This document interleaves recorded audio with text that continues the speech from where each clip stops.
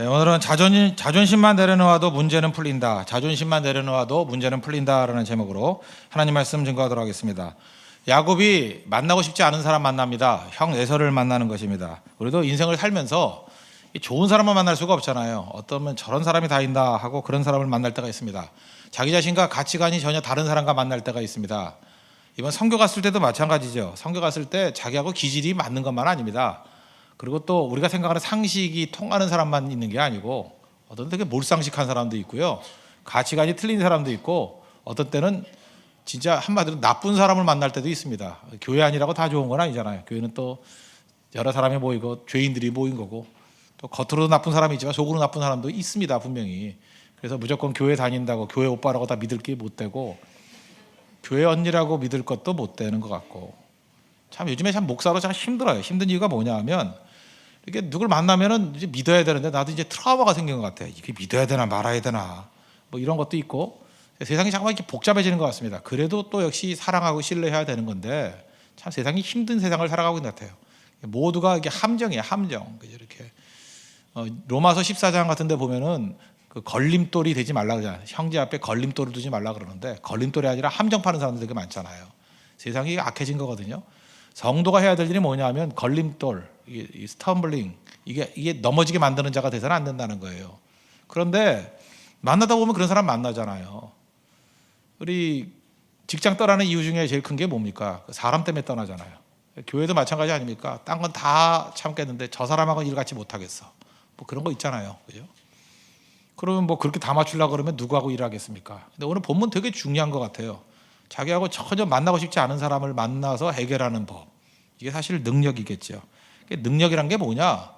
뭐 옛날에 스펙이라 그랬죠. 좋은 학벌 가지고 뭐 많은 자질 갖고 있는 건데 직장에서 점점 이게 아니란 걸 깨닫게 됐어요.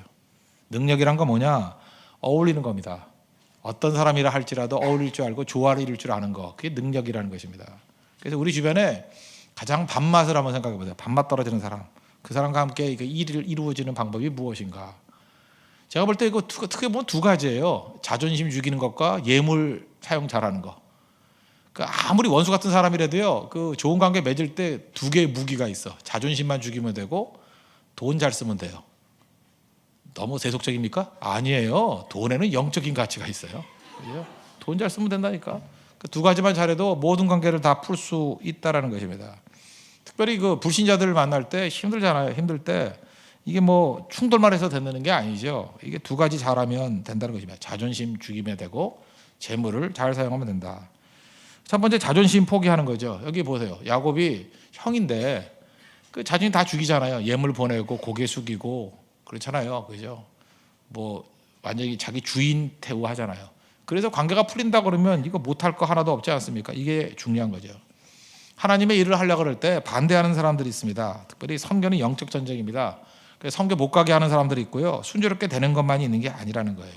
그럴 때 이 문제를 어떻게 풀어야 되느냐? 자존심 죽이는 걸로 풀어야 된다는 것입니다. 선교가는 어떤 한 사람 얘기입니다. 뭐 프라이버시 때문에 약간 좀 각색을 할게요. 뭐 95%는 맞습니다. 예, 그 사람이 있는데 학교 교사입니다. 교사신데 신실하죠. 성실한 사람입니다. 성실한 사람인데 그 선교를 가려고 그러는데 어머니가 극심하게 반대를 합니다. 어딜 가냐고. 어머니가 교회 다니시는 분인데 뭐 선교를 이렇게 지지하는 믿음을 갖고 있는 컬러는 아닌 것 같아요. 그죠? 어디 시집도 가기 전에 어디 가느냐. 뭐 여행은 가도 된다. 선교는 안 된다. 뭐 이런 분입니다. 근데 그분이 권사님이셔요. 그런데 어머니의 반대는 대개 보면 대화의 결핍입니다. 대화의 결핍. 이게 깊은 대화를 나눠야 되는데 선교 갈 거야. 그러니까 안 돼. 뭐 이런 식의 대화였을 것 같아요. 그런데 그 이 자매도 마찬가지였던 것 같습니다. 주로 통보를 했던 거예요. 통보했던 것 같아요. 나 선교 갑니다. 그랬더니 왜 가? 안 돼. 그리고 대화를 다 안 했던 것 같아요. 그러니까 내용은 무엇입니까? 이게 자존심 싸움이 돼버린 거예요. 대개 자존심 싸움의 특징이 뭐죠? 이 자매가 가지고 있는 생각은 뭐였냐면은 나는 의롭고 나는 예수 믿는데 선교를 간다. 얼마나 하나님 앞에 의롭나. 우리 어머니는 권사지만 악하다예요. 그죠? 선교를 어떻게 못 가게 만드나. 권사 맞나. 이런 구도예요. 그러니까 선악 구도입니다. 그래서 어머니가 핍박을 하면 할수록 순교자 모드로 들어가는 거예요. 에스더서에 은혜 받았습니다. 뭐, 좋아하는 구절이 뭐냐 그러면 죽으면 죽으리이다. 뭐 이렇게 나가니까 아니 어머니를 원수, 어머니를 악의 축 이렇게 하면은 안 되죠, 그죠? 물론 어머니가 반대하는 것이 저는 바람직하다고 생각하지 않지만 그게 문제가 있잖아요. 그래서 제가 상담하는 가운데 그런 얘기를 했습니다. 죽고 사는 문제 아니라 그러면 성교 안 가도 괜찮으니까 어머니를 존중해 드려라. 그죠? 대화를 나눠가지고 일단 대화하라 그랬어요. 왜 가야 되는지를 설득하고 설득해서 안 된다 그러면 포기해라. 근데 이 자매가 학교 선생님임에도 불구하고 설득력이 별로 없었는가 봐요. 계속 설득을 했는데 눈물로 호소했는데도 불구하고 어머니의 자존심이 더 강해서 가지 말라 그랬어요. 그래서 못 가게 됐습니다. 그래서 그랬더니 어머니가 이제 회복이 된 거예요. 딸과의 전쟁에서 승리했다. 사랑과 전쟁에서 승리했다. 이렇게 회복이 된 겁니다. 그런데 이제 어머니 이제 이미 치유가 된 거죠. 그런데 언니한테 전화가 왔대요. 언니가 전화를 해가지고 엄마 권사 맞냐고. 또 언니가 그럴 땐 상처를 안 입어요. 그죠? 당사자가 아니니까. 그거 가가지고 보내주고 방학 때인데 왜 못 보내줍니까? 언니가 이렇게 막 설득을 했더니 엄마의 마음이 녹더라는 거예요. 걔도 내가 가지 말라니까 진짜 안 가더라. 근데 네 얘기를 들어보니까 내가 너무 한 거지. 그러면서 가게 되었다는 것입니다. 그래서 성교 가게 됐습니다. 잘 보세요. 어머니의 자존심을 세우게 됐고 목적도 이루게 되었고. 중요한 게 무엇입니까? 우리가 모든 것들을 쓸데없는 자존심 싸움으로 만드는 것은 옳지 않다는 것입니다. 하나님께서 우리에게 주시는 능력이 뭐냐? 설득도 필요하고 기도도 필요하고 상대를 존중해 주는 것. 특별히 예수 믿는 사람들이 너무 거칠고 너무 무례하고 너무 모든 걸 다 전투로 생각하는 것 같아요. 지면 어때요? 우리 인생 가운데 한 90%는 저줘도 됩니다. 그리고 꼭 이겨야 될 거, 이렇게 뭐 하나님을 배신하거나 뭐 믿음을 저버리는 것 빼놓고 선교를 가고 안 가는 거 믿음을 저버리는 건 아니잖아요. 그 정도까지는 아니잖아요. 꼭 가야 되겠지만 극심한 반대에 이른다 그러면은 그저 한 번쯤 양보하고 그 다음에 갈 수도 있다고 저는 생각을 합니다. 설득이 부족하다 그러면 설득해서 실패했지만 양보하니까 어머니도 자존심 세워지고 언니의 이야기를 듣고 보내주잖아요. 이게 꼭 필요하다고 생각을 해요. 그런 의미에서 사실은 우리가 하나님의 말씀, 하나님의 뜻을 자처하면서 실질은 그게 아니죠. 내 자존심 문제 아니었습니까? 결국 내 자존심을 십자가에 못 박는 사건이 있어야만 승리할 수 있다는 것입니다. 자동차 세일하는 형제 얘기를 들어본 적이 있습니다. 세일 되게 잘하는 사람입니다. 자동차 잘 팔던 사람. 근데 그 사람이 그런 얘기를 합니다. 신발끈을 멜 때마다 자기는 자존심을 내려놓는다고. 그러니까 자존심 가지고 신발끈을 묶을 때 어떤 사람은 슬리본을 신기 때문에 끈이 없습니다. 그러면 하여튼 신발 신을 때마다 신발끈을 묶을 때마다 그때 자존심을 내려놓는다. 그걸 결심하고 뛴다는 거예요. 그러니까 살아나는 거죠. 자존심이 강하다는 것은 강한 게 아니고 약한 겁니다. 그래서 약한 사람들 보세요. 말 한마디에 그냥 파르르 떨고 분노하고 막 그러잖아요. 약한 거거든요. 진짜 강하면 뭐라 그래요? 뭐라 그러든 간에 털털하게 묶고 끝나버리는 거죠. 그게 참 중요하다는 거예요. 우리 지금도 자존심 때문에 잃어버리는 가치들이 얼마나 많은지 아십니까? 제가 아는 어떤 애는 그래요. 집이 좀 부유한데 얘는 미리 지레 겁을 먹은 거예요. 지레 겁은 게 뭐냐면 서울 시내에 있는 대학에 가기가 힘든 거예요. 실력이 안 되니까. 자기도 알거든요. 서울 시내에 있는 대학을 가는 게 쉽지가 않다. 근데 집 분위기나 또 부모의 그 학력이나 이런 걸 통해서 지방대학 가는 건 용납이 안 된다고 생각을 하는 거예요. 그러니까 얘가 그게 어떻게 표출되는지 아십니까? 자꾸 유학을 가겠대요. 나는 얘가 유학을 갈 이유가 없는데 왜 자꾸 유학을 간다 그러느냐. 나름대로 그 다음을 내다보고 아주 장래를 바라보는 믿음이죠. 나는 떨어진다. 그걸 바라보고 도피처 삼는 거예요. 그러니까 자꾸 고등학교 때부터 유학 간다. 유학이 아니에요. 두려운 거예요. 그때 얘기를 해줬습니다. 너 부딪혀가지고 이겨라. 그리고 그 다음에 그건 나중에 생각해도 될 문제다. 자존심 때문에 너의 많은 기회를 놓치면 안 된다. 그 얘기를 했더니 물론 알아듣지 못하죠. 계속 그랬었는데 어쨌든 그 내용이 자존심의 문제였다는 것입니다. 자존심 때문에 일을 그르치잖아요. 여러분들 그 대학교 4학년쯤 되면요. 빨리 졸업을 하고 부딪히면 취업할 때 많습니다. 특별히 음악가를 음악을 했던 사람들이나 예체능을 했던 사람은요. 졸업과 동시에 하면 갈 길이 되게 많아요. 하다못해 학원에도 갈 데가 많아요. 진짜 많아요, 갈 데가. 그런데 그 대학교 4학년 때 자기 수준에 안 맞는 데 가는 건 되게 싫어하죠. 그러니까 어떻게 도피를 합니까? 대학원 간다, 유학 간다. 여러분 아시죠? 대학원을 가면 갈수록 취업하고 멀어지는 거. 유학을 갔다 오면 아주 멀어지는 거. 정말요. 여러분 같으면 쓰겠어요? 유학 갔다 온 사람을 갖다가 평사원으로 쓰겠냐고. 머리만 아프지. 안 쓰죠? 목사들도 그래요. 목사들도요. 외국 유학을 가면은 그 미국에 있는 교회들이 그 전도사 때 오는 사람들을 쓰지 목사는 안 쓰려 그래요. 목사가 된 사람이 오면 부교육자라도 안 씁니다. 일단은 부담스럽고, 두 번째 그러다가 또 교인 또 뛰어가지고 바로 옆에 교회 세우기 하고 막 그래서 안 쓴다니까요. 그러니까 괜히 쓸데없는 거 갖출 필요가 없어요. 그래서 제일 중요한 게 뭐냐 하면 때가 됐을 때 좀 부족한 듯 하면서 자존심 버리고 나아가면 그때가 최고의 기회가 된다는 것입니다. 그래서 여러분 오늘도 믿음이란 건 뭐냐 하면 자존심이 뭐예요? 자아거든요. 에고만 죽으면 굉장히 자유로워집니다. 근데 지금 실제로 이게 에고가 살아있어가지고 결국 자존심과 아무것도 아닌데 그 깡통 같은 건데 그거 하나 붙드느라고 아무 일도 못해요. 지금도 보면 여러분들 제일 일 시키기 힘든 사람이 누구냐 하면 자존심이에요. 대만 선교 가서 왜 좋은지 아십니까? 제가 그랬어요. 대만 선교 가면 좋다고. 이유가 뭐냐? 뭐 또 볼 거냐고.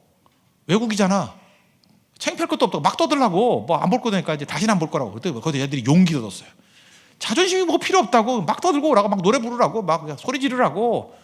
또 볼 거야. 뭐 너무 힘들어지면 딴 데로 교회 옮겨줄게. 그랬어요. 내가 딴 교회로. 그러니까 자유롭게 하는 거죠. 근데 거기 있는 사람은 그게 안 되는 거예요. 또 볼 사람이고 자기 자존심 때문에. 만약에 우리가 이 서울에서 우리 주변에서 자존심 버리고 그렇게 뛴다 그러면 얼마나 많은 일을 하겠습니까?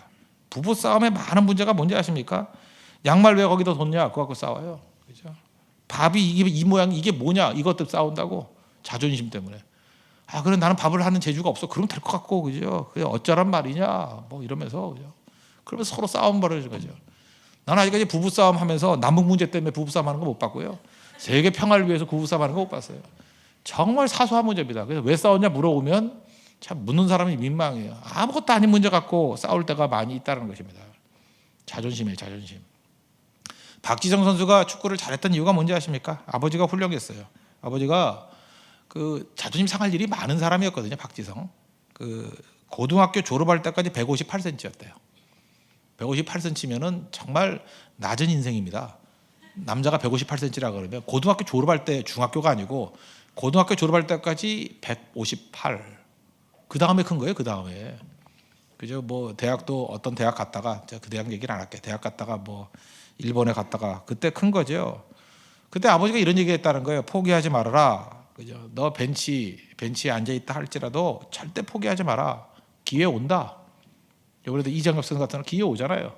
벤치에 앉아 있던 사람이 기회가 오잖아요. 그때 골인 둘 넣고 그렇게 되잖아요. 자존심만 내세우지 말고 벤치에 있더라도 잠깐 배워라. 그리고 의욕을 가져라. 그래야 기회 됐을 때 감독이 그런 사람 쓰지. 의욕 있는 사람 쓴다고. 그 다음에 또 하나 얘기했던 게 뭐냐 하면 자기 관리 철저히 해라. 언제든지 나갈 수 있는 준비를 해라. 벤치에 앉아 있더라도 항상 몸 풀어놓고 언제나 가도 뛸 수 있게. 그게 만약에 10번이 되고 20번이 되더라도 반드시 그거 해라. 그리고 세 번째, 숙소에서 훈련 없으면 9시에 빨리 자라. 그죠? 그래서 항상 컨디션 유지하라. 절대 방탕해지지 마라. 아버지 이 얘기 들었다라는 거예요. 아시죠? 발도 평발인 거. 여러 가지 핸디캡이 있잖아요. 그런데 결국은 박지성의 강점은 자존심 버린 거예요. 여러분 잘 보세요. 그 맨체스터 유나이티드 같은 데서는요. 박지성을 왜 썼겠습니까? 골인 넣으라고 쓴 게 아니에요. 우리 지금 박지성 골 집어넣는 거에 잠깐만 신경 쓰는데 그건 어쩌다 들어간 거고. 그 프로축구팀은 특징이 뭐냐면 장사가 돼야 되잖아요. 그래서 박지성이 넣는 것보다는 루니가 넣는 게 훨씬 나아요. 그래 장사가 돼요. 그러니까 박지성은 어떤 사람이냐 열심히 뛰어다니면서 카메라에 잡히지 않지만 죽어라 뛰어다니면서 골이 늘 찬스가 있을 때 패스 싹 해줘가지고 루니가 넣어주면 가치가 올라가는 거라고. 그거 안 거예요. 자존심 하나 버리니까 지금도 레전드잖아요. 레전드. 우리 인생이 그럴 수 있다라는 거예요. 제가 요번에도 보니까 차두리가 참 머리가 좋은 것 같아요. 그냥 열심히 뛰긴 잘 뛰어요. 그죠? 그런데 잔 기술이 없어. 차두리는 볼을 잘 못 넣어요. 다 돌파하고 난 다음에 그냥 텅 비어도 못 넣어. 그냥 여러 번 봤거든요. 못 넣는 거. 근데 한두 번 본 게 아니에요. 국가대표 14년 하면서 4골 넣었대요. 그게 인간이에요? 14년 동안 4골 넣었어요. 4골. 지금은 수비하지만 옛날에 공격이었거든요. 그건 정말 이상한 애예요. 그죠? 외계인이에요. 그렇게 못 넣을 수가 없어요. 내가 여러 번 봤어요. 뻔히 앞에 두고도 차면 공중으로 떠요. 근데 이번에 돌파까지는 잘해. 돌파하고 난 다음에 손흥민한테 패스를 하잖아요. 이제 깨달은 거야. 은퇴하기 직전에. 그렇잖아요. 사람이 일몰 효과 얘기했잖아요. 사람이 철들면 죽는 거예요.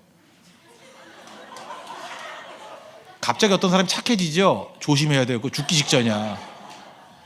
그래서 제가 지금 이렇게 악하게 살잖아요. 오래 너무 착해지면 그 이상한 거예요. 그 죽기 직전이라고. 그거 되게 그래요. 이제 깨달은 거 이제. 그걸 좀 지혜로운 사람이라면 미리 깨닫겠죠. 그냥 나는 결정력이 없다. 그러면 돌파까지 해주고 그냥 패스해 주는 거라고. 그게 바로 뭐예요? 자존심 죽이는 거. 지금 제가 차들이 보면서 자존심이 다 죽어 있는 모습이에요. 어떻게 보면 성숙한 모습이 생기는 거죠. 축구만 그렇습니까? 우리 인생도 그렇고 신앙도 그렇고 다 그래요. 우리가 많은 순간에 인간관계가 나쁘다는 건 뭐냐 하면 그놈의 자존심, 내게 문제가 있는 거예요. 야곱 보세요. 형 에서 만날 때 자존심 죽이니까 화해하잖아요. 결혼 알죠? 화해된 거. 뭐 하나님의 은혜다 이렇게 잠깐만 몰아가지 말고요. 야, 야곱이 이렇게 자존심을 죽이니까 좋은 관계를 맺는구나. 우리도 그러고 살아야죠. 제가 얘기했죠. 지도자는 두 종류로 나눌 수 있다고. 제가 만든 얘기니까 뭐 정설은 아닙니다. 선비가 있고 리더가 있다고. 제가 만든 용어예요. 선비의 특징이 뭐예요? 자존심 무지 강해요. 명분론이에요. 리더는 자존심을 죽인 존재라고 봅시다. 목표를 이루는 게 리더예요. 그럼 여러분들 집안의 아버지가 선비라 그러면 그 아내와 자녀들이 얼마나 힘들겠어요. 그죠? 아무것도 없으면서 그러고 냉수 마시고 이쑤시개 쑤시고 돈은 안 벌고 돈 번 지 20년 됐고. 그러니까 엄마가 맨날 하는 게 뭐예요? 떡 썰든지 뭐 엿 갖다 팔든지 싹바느질 하든지. 그리고 아이들이 얼마나 힘들겠어요. 그죠? 근데 아버지는 그래요. 나는 그래도 명분만은 지켰다. 좋아요, 여러분? 선비를 아버지로 둔 사람이 좋냐고. 심지어 목사도 선비 목사가 있어. 교인들 다 죽어도 되고 교회는 다 죽어도 돼. 자기 명분만 살면 돼. 나만 훌륭하면 돼. 저는 그거 별로 좋은 사람이라고 생각하지 않습니다. 나쁜 사람이야. 자기 명분 세우려고. 리더의 대표적인 사람이 링컨이거든요. 링컨은 목적을 이루기 위해서 전쟁까지 했습니다. 남북전쟁. 무서운 사람이에요. 목표를 이뤄내잖아요. 그게 리더예요. 리더는 욕먹는 거 합니다. 욕먹어도 해요. 이 나라에 지금 문제가 뭐예요? 리더가 없잖아요. 말도 안 되는 일 하잖아요. 뭐 세금은 안 내면서 복지는 든다. 그게 말이 돼요? 앞뒤가 말이 맞냐고 그게. 근데 누구도 안 하려고 그러잖아. 그 얘기를. 안 하려고 그러고 누구도 안 하려고. 그러니까 리더가 안 생기는 거죠. 리더는 욕 먹어도 오르면 하는 거예요. 심지어 목표를 관철시키기 위해서 전쟁까지도 하는 게 리더입니다. 리더거든요. 리더가 없어요. 다 선비라고.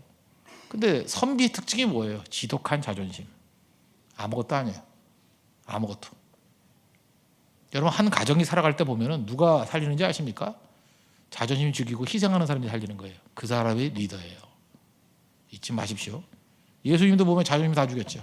제가 누누이 말씀드리잖아요. 마태복음 27장 40장 같은 데 보니까 십자가에 달렸을 때 자존심이 건들리죠. 네가 하나님의 아들이야? 내려와봐. 우리 같은 내려오죠. 내려와서 이빨 다 그냥 털어버리고 턱 날려버리고 갈비뼈 3개 정도 부러뜨려 놓고 그죠? 그래 놓고 피바다를 만들어 놓고 난 다음에 엘리 라마 사박다지 다시 올라가요. 저는 예수님이 여기서 자존심 죽이잖아요. 말씀 안 하시잖아요. 그죠? 그냥 가만히 있잖아요. 여러분 말도 안 되는 얘기를 할 때 가만히 있는 게 쉬운지 아십니까? 그때 그게 자존심 죽이는 훈련이에요. 뭐가 그렇게 잘난 존재예요? 뭐 우리가 그렇게 대단한 존재입니까? 어떤 사람은 그래요. 뭐 내 명예, 우리 가족의 명예. 그놈의 명예가 그게 명예입니까? 우리의 영광은 하나님의 영광을 위해서 쓰임 받는 거고. 그 욕 좀 먹으면 어때? 욕 먹으면 오래 산다며? 오래 살면 되는 거죠. 그죠? 그리고 무너져도 괜찮은 겁니다. 이번 대만 선교를 통해서 선교 갔던 사람들은 느낄 거예요. 외국 선교한다. 자존심 다 죽었잖아요. 그러니까 살아나잖아요. 하나가 되잖아요. 그죠? 지금도 뭐 아까 본차이나나 뭔 소린가 했더니 깨지지 않는 단단함. 그죠? 본차이나. 요즘에 본차이나도 깨져요. 가짜가 많아가지고. 예, 그런데 그 딱딱한 거, 그 박살 낼 수 있는 방법이 뭐예요? 그게 환경을 통해서. 그죠? 하나님께서 은혜를 주시면 박살이 나죠. 자아입니다, 자아. 여러분 자존심 때문에 관계가 이루어지지 못한다. 죽여주십시오. 억갱감자 되게 해주십시오. 그러면 하나 될 수 있다는 것입니다. 우리 야곱의 이 모습 배워서 우리도 두루두루 다 품을 수 있는 하나님의 종들 되길 바랍니다. 또 하나는 재물인데 여기서 뭐 선물 많이 준비하잖아요. 뭐 세다 말았어요. 너무 많아가지고 하여튼 뭐 왕창 선물 준비하잖아요. 그죠? 우리 이걸 아부라고만 얘기합니다. 아부 아니죠. 아니 무슨 하나님의 거룩한 일을 돈으로 하냐? 아니 예수님 말씀하신 거에 상당수가 돈인데요. 돈엔 영적인 의미가 있는 거 아시죠? 그렇잖아요. 우리가 버릴 수 있는 것 중에 제일 쉬운 게 돈 아니에요? 눈 하나 뽑을래요? 1,000만 원 내래요. 1,000만 원 내는 게 낫지. 팔 하나 자를래? 1억 줄래? 1억 주는 게 낫지. 뭐 없어 못 주지. 안 그래? 아니면 여러분 뭐 자녀가 있는데 자녀 하나 바칠래? 뭐 1억 바칠래? 1억이 낫지. 한번 생각해봐요. 우리 가운데 귀중한 가운데 돈이 제일 흔한 거야. 돈이 제일 쓸데없는 거고. 돈도 못 바친다 그러면 뭘 희생할 수 있겠어요? 아무것도 희생 못 하시. 돈 붙들고 있다는 건 아무것도 버릴 수 없다는 얘기가 똑같은 거죠. 하나님께서 우리에게 물질을 주셨습니다. 그거 잘 활용해서 좋은 인간관계 맺겠다는데 그게 왜 나빠요? 신앙생활을 영적으로만 생각하지 말고 그냥 하나님 주신 거 사용하면 되잖아요. 돈 별거 아니라며. 뭐 맨날 그러잖아요. 말로는. 네 돈 한번 써봐라. 그거 못 쓰는 사람이 있어요. 여러분 인간관계가 얼마나 힘든지 아십니까? 여러분 생각해봐요. 어떤 사람과 만나가지고 한 5번 만났어요. 5번 얻어먹었어. 6번째도 계속 얻어먹으면요 그 사람 안 만나려 그래요. 몰라요 그거? 계속 얻어먹으면 저놈의 빈대야 그러고 안 만나려 그래요. 왜 그렇게 인생을 사냐고. 그러면 정 없다 그러면 일해서 돈을 벌든지 하나님께 하나님 나도 좀 베풀 수 있는 능력을 주십시오 하고 기도를 하든지 둘 중에 하나가 돼야지. 그건 자기가 이거 추구하지 않기 때문에 그런 거죠. 인간관계는요 주고받는 거예요. 주고받고 그래야 깊어지는 거죠. 누가 뭐 떼돈 버는 부자 되래요? 하나님 나에게도 이렇게 베풀 정도의 여유를 주십시오. 성격할 수 있을 정도의 여유를 주십시오. 그런 기도가 왜 나쁜 거예요? 영적인 거죠. 그리고 성격할 수 있는 사람 한두 명 도울 수 있을 만큼의 여유를 주십시오. 그게 왜 나쁜 거예요?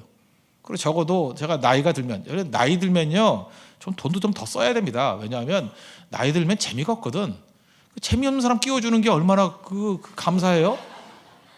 생각으로 해서 지금 한 21살, 22살은요 그냥 앉아있기만 해도 분위기가 훈훈해져요. 그렇잖아요. 그래서 우리 어머니가 78세인데 우리 할머니가 성격하면 제가 돈을 왕창 드려요. 왕창 들여서 돈 좀 쓰라고. 할머니가 돈이 더 많이 써야지 사람들이 좋아하지. 저 할머니는 돈 쓰는 할머니 그래야 환영받고 소리 지르고 해도 들어주고 막 그러지. 가가지고 돈도 하나도 안 쓰고 뭐 네가 내라 그러고 하면은 그죠 다시 안 간다 뭐 피해가고 그럴 거 아니에요. 그러니까 우리 그런 생각을 가져야죠. 그러니까 여러분 나이 들면서 하나님 앞에 그런 기도하세요. 하나님 내가 나이 들면서도 환영받는 길 딱 하나입니다. 많이 돈 쓰면 환영받아요. 그냥 계속 밥값 내고 그래 봐요. 그러면 내가 봉이냐? 그래 봉 대시라고. 봉 되면 얼마나 좋아요, 그죠? 그 정도로 하나님께 구하는 것이 꼭 필요하다는 것입니다. 그런데 젊어서 하나님께 주신 것들 이렇게 활용한다 그러면 그거보다 큰 게 어디 있겠습니까? 그죠? 여기 보세요. 뭐 20절인가요? 여기 보니까 보내가지고 선물 주니까 감정을 풀었다 그런 얘기 나오잖아요. 20절 한번 볼까요? 또 너희는 말하기를 주의 종 야곱이 우리 뒤에 있다 하라 하니 이는 야곱이 말하기를 내가 내 앞에 보내는 예물로 형의 감정을 푼 후에 대면하면. 지혜죠. 아무리 성질난 사람도요 이렇게 그냥 좋은 선물 주면은 풀려요. 선물의 위력을 잊지 마십시오. 선물의 위력을. 우리가 어떤 집사님 자매가 둘이 싸웠어. 언니하고 동생하고 싸웠어. 그래서 내가 선물 받은 게 하나 있어가지고 줬어요. 이거 주고 화해하라고. 오늘 화해했는지 모르겠어. 선물의 능력이에요. 선물의 능력. 주면 되잖아요. 주면. 제가 남자들에게 무지하게 화난 여자 풀어주는 방법 가르쳐줄까요? 샤넬 핸드백 하나 사줘봐. 다 풀려가. 돈이 없다고요? 그러니까 못 푸는 거지. 그냥 살아야지 뭐 어떻게 해 그래. 그러니까 그만큼 위력이 있다니까요. 그런 위력, 그건 내가 볼 때 마약 같은 위력이 있다고요. 그럼 그걸 좋은 환경을 통해서 사용할 줄 알아야죠. 나쁜 사람들은 그걸 사용할 줄 알잖아요. 그걸 뇌물이라고 그러죠. 뇌물은 목적이 잘못된 거죠. 근데 우리는 선한 목적, 그리스도 안에서 하나가 되고 낙심한 사람을 일으켜 세우고 분노한 사람을 풀어주고 그걸 선물로 사용한다 그러는데 그게 왜 나쁜 거예요? 주의 날을 위해서 진짜 귀중한 거죠. 그래서 우리가 좋은 관계를 맺기 위해서 자존심 죽이고 또 하나 물질 잘 사용하면 그것만큼 큰 건 없어요. 오해 없이 들으시기 바랍니다. 오해 뭐 해도 할 수 없지. 내가 보니까 그래요. 이게 부자들이 있잖아요. 부자라는 게 부모로부터 타고난 부자 말고 자수성가한 부자들 보면 정말 선물을 잘해. 내가 봐도 그래. 이건 참 정말 여우 같은 지혜가 있구나. 어쩌면 선물을 이렇게 잘할까? 선물을 통해서 마음을 탁탁탁 얻어내는 거야. 이 사람이 왜 성공했는지 내가 훤히 보이더라고. 이러니까 되지. 안 되는 사람의 특징이 뭔지 알아요? 아예 자기는 처음부터 없는 사람이야. 생각도 안 해. 나 같은 사람이 미쳤다가 주냐? 생겨도 안 줘. 어쩌다가 뭐가 생겼거든요. 절대 안 줘. 꿍치고 있고. 제 혼자 생각이 뭔지 알아요? 이 사람은 죽을 때까지 가난하겠구나. 제가 여러분 사랑하니까 하는 얘기예요. 운명을 바꾸십시오. 악순환을 선순환으로 바꾸라고요. 지금부터 엎드려도 한번 선물하기 시작해봐요. 다 바뀌어요. 다 바뀌어요. 자녀들에게 선물하는 거 훈련시켜 보십시오. 제가 우리 뭐 딸들과 어디 여행 가면 돈을 좀 더 줘요. 더 줘. 네 친구도 좀 사주라고, 이렇게 해주라고, 베풀라고. 하도 안 쓰니까 여자들이 더 짠돌이 잘 안 쓰니까 이렇게 돈 주면서 밥값 좀 내라고. 그러면서 제가 뭘 느끼는 건지 알아요? 밥값을 냈을 때 그 주도권이 뭔지를 한번 알아보라고. 그걸 느껴야 돼요. 아, 이거구나. 눈빛이 바뀌는구나. 태도가 바뀌는구나. 그걸 한번 알면은 소망이 생기는 거예요. 소망이. 아, 이렇게 인간관계를 풀어나가는 거구나. 돈 아무것도 아니라면서요. 그 아무것도 아닌 걸 써가지고 하나 되게 만드는 게 얼마나 중요한 건데. 돈 욕만 하지 마십시오. 돈도 큰일해요. 남들에 대해서 돈 있는 사람은 욕만 하지 말고 내가 돈 쓰면 있는 사람 돼요. 그리고 선순환이 돼야죠. 야곱 보십시오. 물질 쓸 줄 아는 사람이잖아요. 이게 중요하다는 것입니다. 세 번째로 하나님 앞에서의 관계인데, 하나님 앞에는 뭐 들고 나가면 안 되고요. 하나님 앞에는 빈손 들고 나가야 돼요. 빈손 들고. 찬송가 494장 그 만세 반석 열리니 찬양 있죠. 3절에 보니까 빈손 들고 앞에가 십자가를 붙드네. 주님 앞에 내 의 들고 나가면 안 되고요. 빈손 들고 나가야 돼요. 의가 없는 자라도 도와주심 바라고. 그래서 하나님 앞에 나아갈 때는 뭐 선물보다는 뭐 물질이 그런 거 아니에요. 빈손 들고 나가서 하나님께 구하면 주신다는 것입니다. 나 아무것도 아닙니다. 근데 세상은 달라요. 세상은 빈손 들고 나가면 욕먹어요. 주님 앞에 나가야 된다고. 그래서 주님 앞에 다 내려놓는 거예요. 다 내려놓고 나는 거지입니다. 죄인입니다. 묘한 게 뭐냐면요. 하나님께는 다 바치고 드리고 이렇게 빈손 들고 나가도 주님 채워주셔요. 그 대관령 가면은 그 농장 있잖아요. 우유 만든 농장. 거기 젖소 보면은 젖소 되게 그 어떻게 하냐면은 처음에는 그 상품화 시키지 못하는 젖이래요. 젖소도. 그런데 그걸 또 열심히 짜내더라고요. 젖을 완전히 다 짜내야 젖이 붙는데요. 불어가지고 양질의 젖이 나온대. 참 중요한 원리죠. 우리 인생도 마찬가지예요. 그냥 가만 놔두면 썩어요. 다 짜내야 돼요. 짜내서 빈손 돼버려야 돼요. 텅텅 비어야 돼. 그럼 하나님께서 부어 주신다는 거예요. 다 쏟아 부어야 또 부어 주셔요. 제가 재밌는 거 하나 해볼까요? 이번 이사 가면서 제가 가지고 있던 펜을 주변 사람 다 나눠줘서 좋은 펜들. 너 가져라, 너 가져라, 너 가져라, 너 가져라. 참 정확하게 나눠준 만큼 새로운 펜이 또 생기고 또 생기고 또 생기고 또 생기고. 아, 몰라 우연인지 모르겠어요. 그래서 하나님 이거군요. 낡은 거 주고 새 거 다 얻었어. 넥타이도 누구 다 줘버렸어. 다 줘버렸어. 선교사님 오는 거 다 줘버렸어. 하여튼 내 원수 같은 놈들이 줬던 거 다 줘버렸어. 다 가지고 오고 아프리카로 갑니다. 뭐 말레이시아로 갑니다. 다 보내버렸어. 그것도 생기더라고. 인생이 그런 거예요. 내게어 있어야 다 하나님의 것인데 머무르는 거예요. 내한테 잠시 나눠주고 베풀고 물질도 마찬가지고. 아, 이번 대만 선거도 참 재밌네요. 그죠? 우리가 헌금했던 것 같고 진짜 엄청나게 쏟아붓고 최선을 다해서 했어요. 근데 우리 준비위원장들이 잘했는지 또 뭐 한 1,100만 원이 남았네. 돈이 오히려 헌금 들어오고 해서 선교에서 남는 교회도 다 있어요. 그래서 이런 교회가 있어 세상에.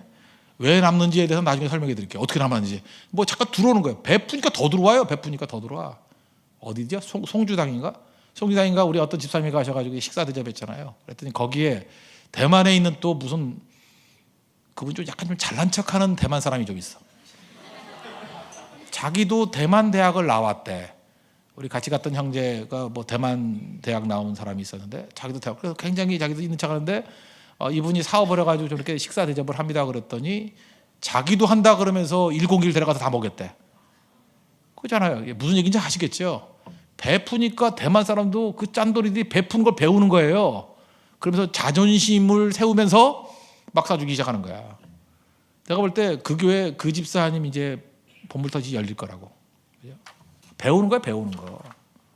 하나님 앞에서 마찬가지입니다. 쏟아부으면 절대로 빈털털이 안 됩니다. 하나님이 채워 주신다는 거예요. 그래서 주님 앞에는 언제나 빈손 들고 나가도 된다. 잊지 말고. 오늘 제목 설교입니다. 우리 야곱을 통해서 꼭 배울 수 있는 게 뭐냐면 좋은 인간관계, 불신자들, 원수 같은 자들, 대적들 아니에요. 애서 우리에게 뭐 항상 좋은 일만 있는 게 아니잖아요. 다 된다는 얘기는 아니에요. 그죠? 우리 살다 보면 어떻게 다 좋은 관계를 맺겠습니까? 그런데 더 품을 수 있는데 못 품는 이유가 뭐냐? 자존심이라니까요. 그럼 기꺼이 그 자존심 십자가를 못 박을 수 있죠? 하나님 날 죽여주십시오. 죽게 해주십시오. 정과 욕심을 십자가에 못 박았다 그러잖아요. 정욕과 욕심을, 자존심을 못 받는 거예요. 또 하나 하나님께 내게 주신 물질을 잘 활용하는 겁니다. 생명 살리는 것으로 쌓아두는 거 아니에요. 카네기가 그랬다 그러잖아요. 죽을 때 돈을 남겨두는 것은 부끄러운 일이라고. 다 사용하는 거. 우리는 노후 준비하지 마십시오. 사후 준비한다니까요. 그 노후 준비해서 뭐 할 거예요? 하나님 다 채워주실 건데. 저는 이렇게 생각해요. 예를 들어서 돈이 하나도 없다. 그러면 늙으면 그러니까 불편하게 살면 되지 뭐. 어떤 사람이 그래. 저 목사는 뭐 주변 친구들도 있고 그러니까 목사 뭐 굶어 죽겠냐. 아니, 내가 어려움 당하니까 다 외면하더라고. 나도 어려워지면 뭐 다 외면할지도 몰라. 그러면 굶으면 되지 뭐. 지금 어차피 살도 많은 거 굶으면 되고.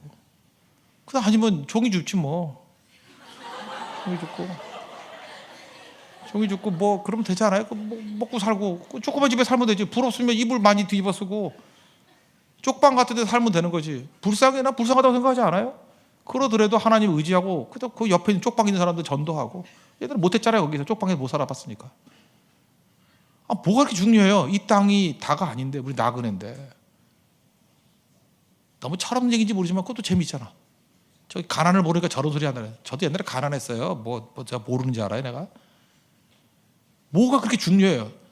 가난을 왜 두려워해? 가난을. 저 가난했었다니까요. 뭐 괜히 하는 소리가 아니에요. 뭐 가난하면 어때? 가난하면 죽고 사는 문제 아니잖아요. 자존심만 죽이고 하나님이 그렇게까지 할 가능성도 희박해. 여러분 가난해지기가 얼마나 힘든지 알아요? 여러분 지금 그렇게 썩 가난한 사람 아니에요. 진짜 썩 가난하려고 그러면 나 따라와. 인도에 한번 가봐. 진짜 가난이 뭔지 보여줄게. 우리나라 사람 가난해도 그렇게 가난해지기가 힘들어요. 정말 힘들어. 걱정하지 마세요. 하나님의 사람들이에요. 어떤 때 하나님이 우리에게 약속하신 어떤 고난의 길로 이끌어 가실 때도 있어요. 그럼 가면 되는 거고. 그리고 대부분이 확률상 그럴 가능성 별로 없어요. 근데 뭐 때문에 걱정을 해? 그냥 살면 되는 거지. 그러니까 우리나라는요, 막 굶어 죽는다고 그것도 소문 안 내게 해야지 굶어 죽지요. 소문 조금 나오면 막 도와주려고 와요. 여러분이 만약에 열흘 동안 굶었다. 이게 만약에 어쩌다가 누구에게 알려줘. 사진 한 장이. 그러면 여러분들 배 터져 죽을 정도로 먹을 거 갖다 준다고. 참 우리나라는 굶어 죽기도 힘든 나라예요. 알아요? 소식만 잘 전하면. 제가 잘 전해드릴 테니까. 제가 메신저 아니에요. 제가 잘 전해드릴 테니까 우리 걱정하지 말고 살자고. 알겠죠? 사람이 도와주는 게 아니야. 하나님이 먹이십니다. 그래서 우리가 자존심 죽이고 물질을 통해서 좋은 관계를 맺고 언제나 하나님 앞에 나아가서 다 드리고 빈손 들고 하나님이 채워주시는, 하나님이 젖소에 젖을 불리듯이 우리 삶에 새로운 은혜를 날마다 주신다는 것입니다. 그게 신앙인의 삶이에요. 그러니까 염려가 없죠. 두려움이 없죠. 그래서 넉넉함이 있습니다. 그래서 nothing too much. 지나치지 않아요. 언제나 덤덤하게 평온하게 살아갑니다. 그게 믿음이에요. 그런 믿음의 사람이 되는 축복이 임하기를 바랍니다. 모두 다 자리에서 일어나겠습니다. 나 무엇과도 주님을 바꾸지 않으리 찬양하겠습니다.